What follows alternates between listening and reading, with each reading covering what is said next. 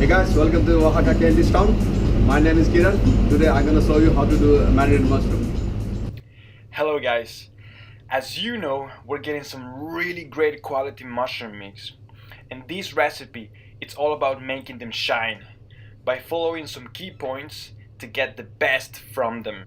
In terms of prepping, the goal is to cut them in sizes that have the same density.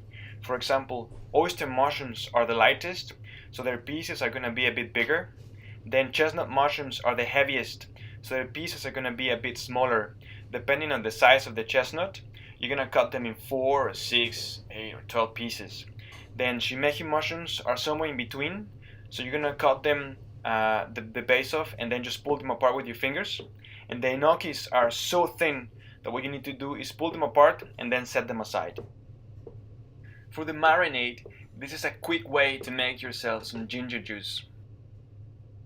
This, along with the rest of the ingredients, so the mojo de ajo, the brown sugar, salt, tamari sauce, red wine vinegar, and serrano chilies, are there with the only purpose to bring out the flavors from the mushrooms and dress them in such a way that when you eat them, you get this dark, mushroom, earthy taste with saltiness, spiciness, and acidity dancing all around it. Man. The inspiration for this dish came from Kieran, who earlier this year at MasterChef cooked the dish with mushrooms, ginger, and chile serrano. Tommy tasted this, liked it a lot, and took it to the food team. We worked and developed the idea, and this is what we ended up with. You can cook this recipe both in a flat top or in a pot. Just make sure that either of them are quite hot before you start. Notice how Kieran is not using the full surface of the flat top. The reason for it is because he wants to have full control of the cooking, and he wants to be able to take them out as soon as they're ready.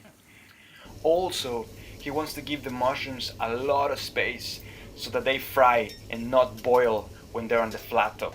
The worst thing that you can do in this recipe is to overcook the mushrooms and get them all soggy and flaccid.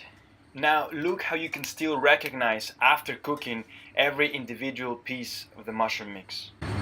Nice. There's a bite there.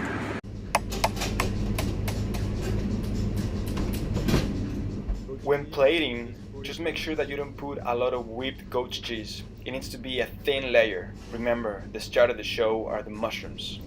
When you plate the mushrooms, make sure that you drain them so that you don't put a lot of liquid in there, and then just dress them with some ajillo oil, roasted hazelnuts, mixed herbs, and then just make them look nicer with some sliced radish, and it's ready.